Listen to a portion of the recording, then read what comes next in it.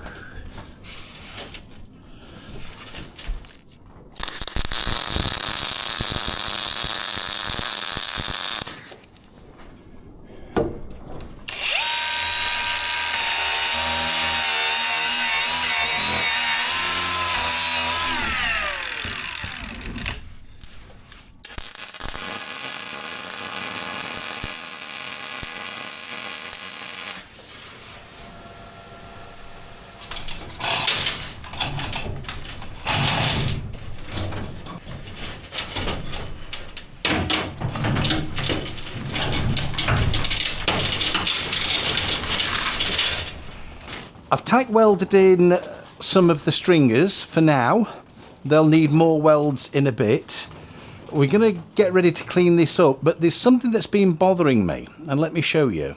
If you can see the angle of the chine, you can see the old rotten part of the chine up there, and you can see the new stuff that's gone in. There's a mismatch in the angle.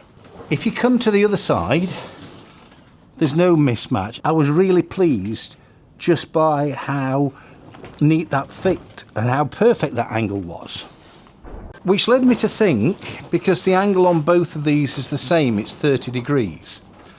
And I never measured this side because I made an assumption, which you shouldn't do, that they were going to be the same. They should be anyway. It would bother me if they weren't. So it was 30 degrees. Now, I've discovered something. Let me show you this. I'll just zero this. And I'm just going to have a look at the angle of the bend. And it should be 30 degrees. Now here, it's 28. It's actually less than it should be anyway. And it's out of whack. But if we do the same on this side, let's just zero that angle. And then measure this angle. That angle's 26. So they've underbent both angles. Now, that's interesting because they've bent that to 26 and it's perfect. So it's probably a good job they underbent it. But they've underbent the other side and it's bent too much. So I think the angle on that side should be 26 as well. Now, they've underbent both angles, but that's a good thing. But that one's slightly overbent. It's 28.5. I think it needs to be bent up a couple of degrees. Now, the important part, if you can see me, is here at the back, because the front is tack welded into the other plate. So that's not going to move particularly. But this back bit might. As we do that, we might lift this whole section up. So I'm going to measure first of all and make sure that everything is the same height front to back, and we'll do that with this little laser measure that Rachel got me. How cool is this? Switch it on, give it a press.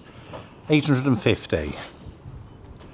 So we've took 4 measurements there, 47, 48 and 50. So let's just go with 47. We had that twice. 847. I'm going to write that down because I have a memory like a sieve. 847. Right. Let's see what we get on the other side. Now, I think I lied to you about that lens. I said I get about 1 lens cover per episode.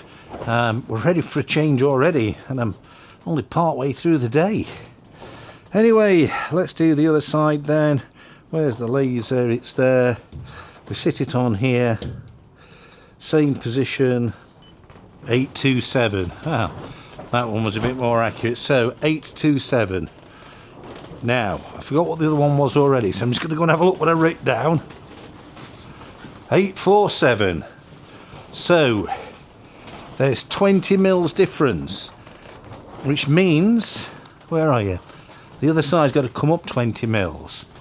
Okay, well that'll help anyway with that gap. We might get a bit closer.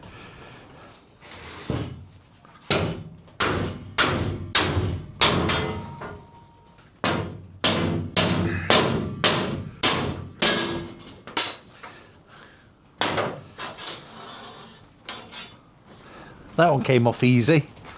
Was that the one Simon put on?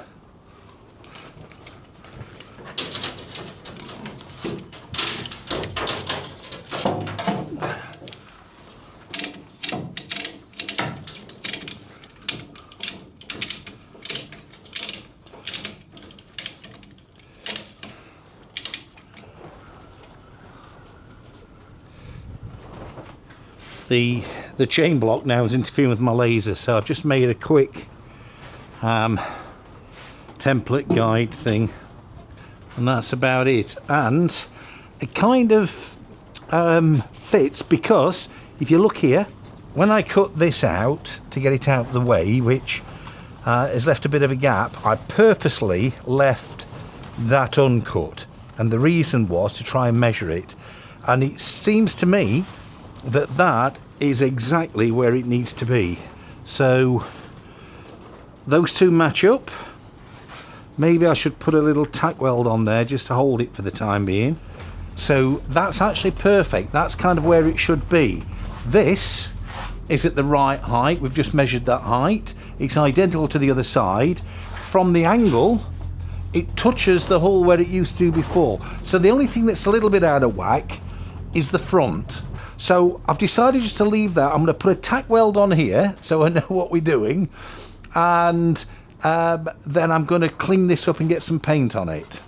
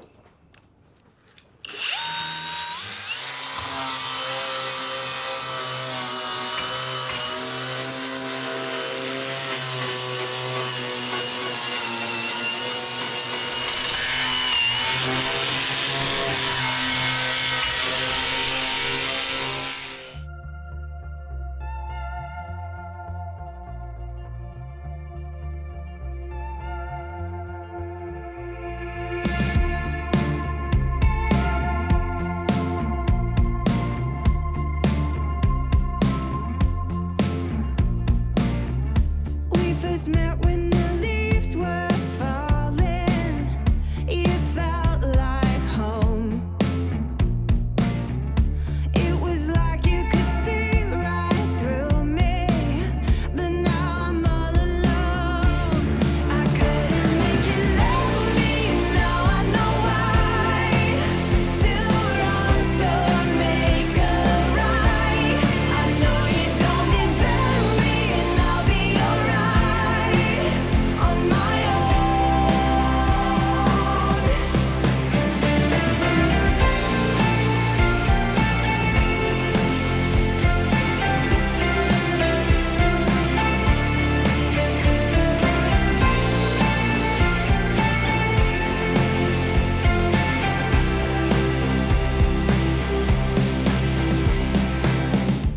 So what I've noticed is, as I've been cleaning the mill scale off here, because we're going to get ready to put some temporary paint on, my fat carcass, I can't reach into that back corner. I've got a bit of a belly that gets in the way. But what I haven't been thinking about is I've got these here.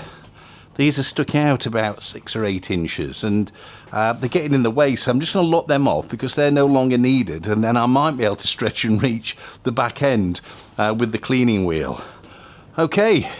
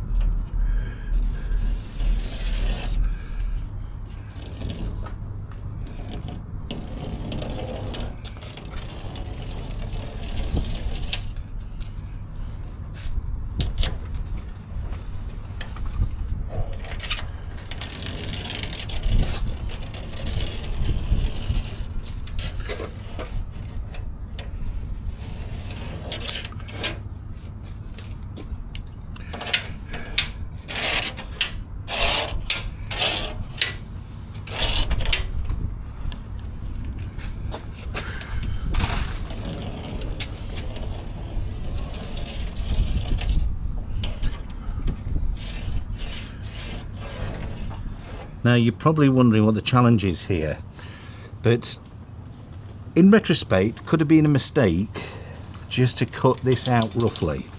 I cut that out thinking, well, just cut it out the way, we don't need it, it gets in the way, but it's ruined my line because this curves a little bit and I need to make sure that this, when we replace this section, which we're going to be doing, kind of lands in the right place, because the edge here will give me the edge of this steel when we bend it.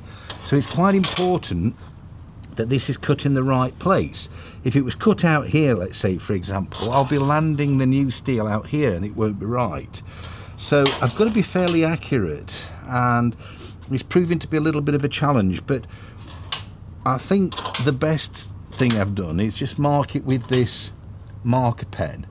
Let me just try and cut that there. I think we're best cutting it too big to start with, and then we can trim it up with the grinder afterwards and make sure we're happy with where it is. Wish me luck.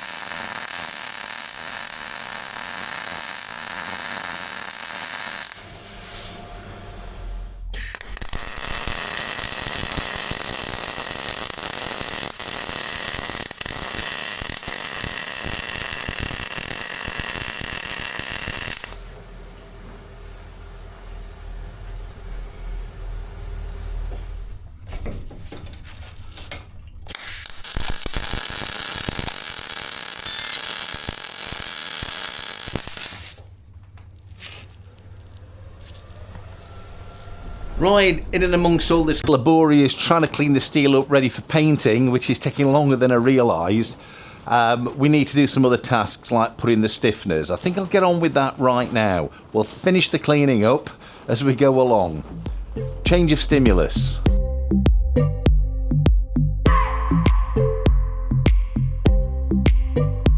I just wanna hold you. I just wanna look into your eyes and tell you that I want you.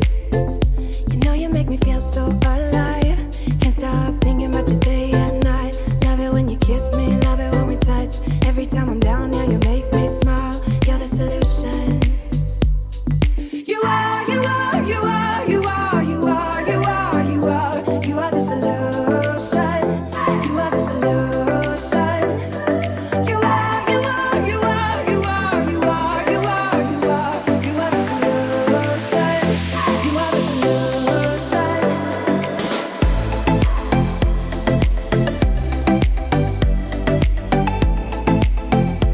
You are the solution.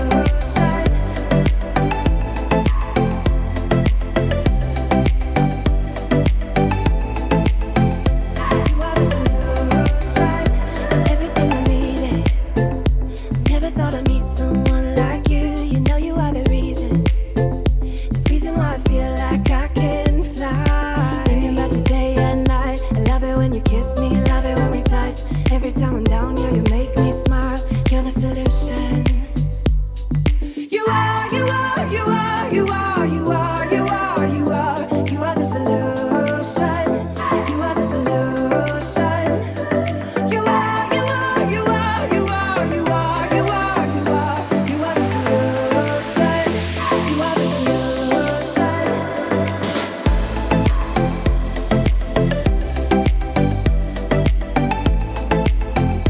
You are the solution.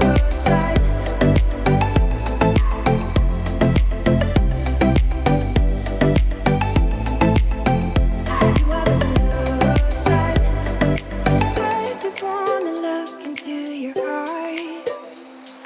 You know you make me feel like I'm alive.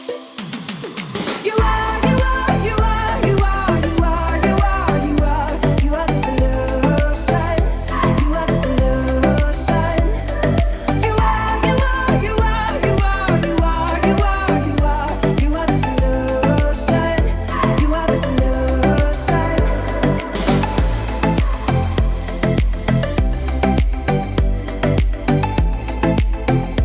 You are the solution.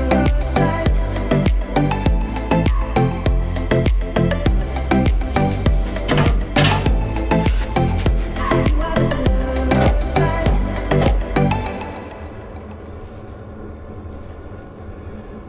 So the weld that I put in here, just to hold the plate on, it seems to be bowing the plate up in that area, because when I put the stiffeners on, which are nice and straight, we kind of have this bow. You might not be able to see it, but up there is bowed, and I think it's this weld here pulling it up, because we had to jack the plate up to get it to meet there. So what I'm going to do is I'm just going to cut that weld off now to release it, to see if we can get this stiffener on.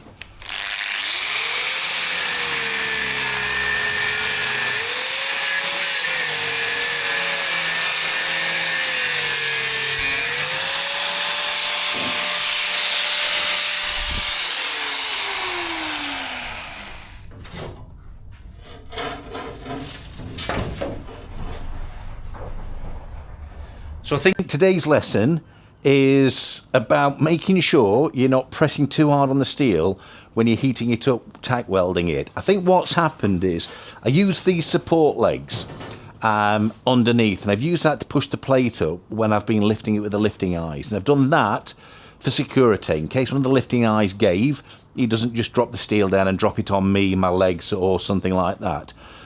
And I had it pressed up under there when I was tack welding, and I think what's happened is it's heated the plate up and it's caused distortion in the plate. So I've got a little bit of a hump just in that area there, which bugs me because I want this stiffener in. Now it's improved now that I've cut that weld out, but what I'm going to do is I'm just going to tack weld in this stiffener right on the highest point of the hump, And then I'm going to see if I can just press the plate down using one of the support posts and see if we can just tack it in. It's not a million miles out of whack, but let's see if we can get it perfect.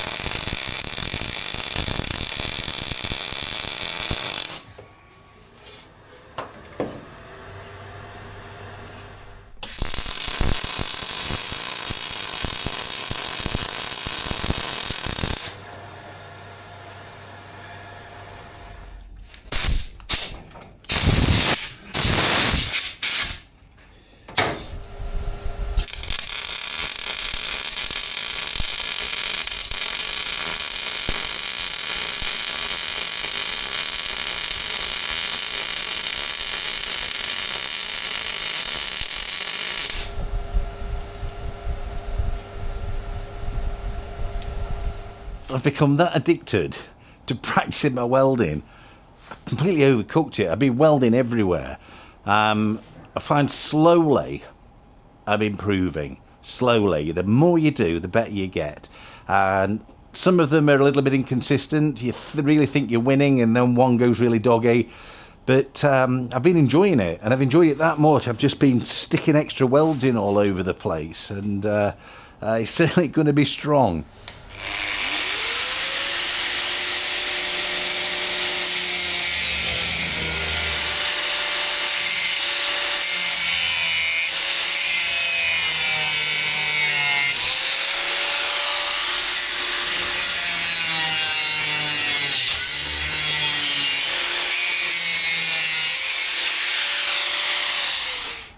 I keep getting moans about microphone on my hat, and I don't know, I know it looks a little bit stupid there, but there's a reason it's there. The main reason is I'm a fat bloke, and if I wear it here on my collar, all you can hear is me huffing and puffing. You can hear a lot of it anyway up there, but the huffing and puffing tends to go down. And when I have the microphone down here, it sounds absolutely awful.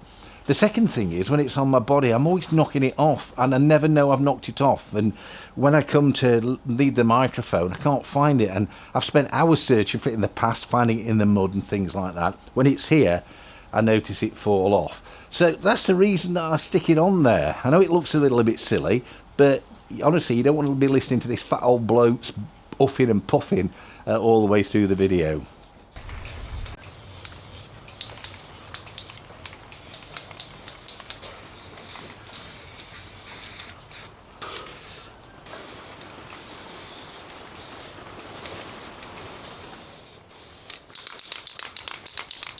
So I've just put some temporary paint on here for the time being. It's not permanent, so it's just quickly, roughly put on. It's chucking it down with the rain. I'm not going to be here for a couple of days, and I don't want the rain getting in and putting rust into the weld. It's going to be a pig to clean out. So I'll put some weld-through primer on, and we'll be cleaning that off at some stage, but if there's some left in there, it'll be better than rust.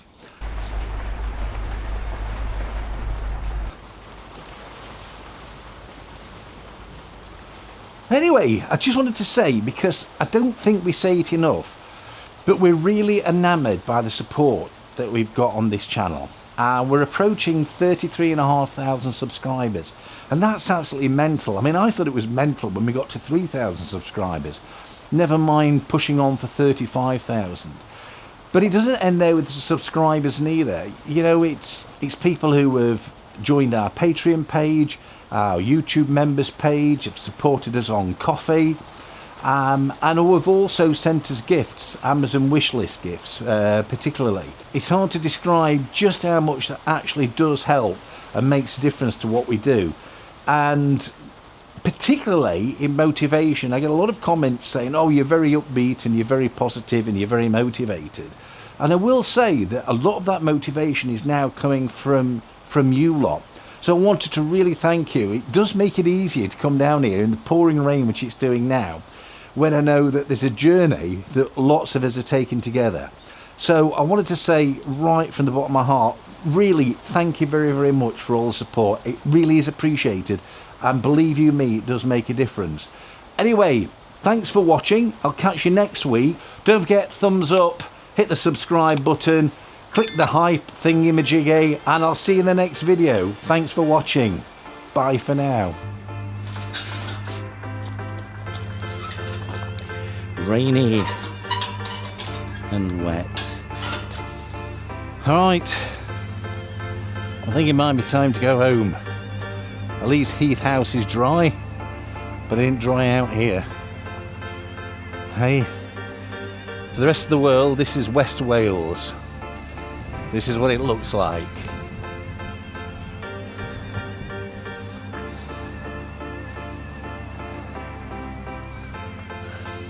I mean, the fishing's good here though.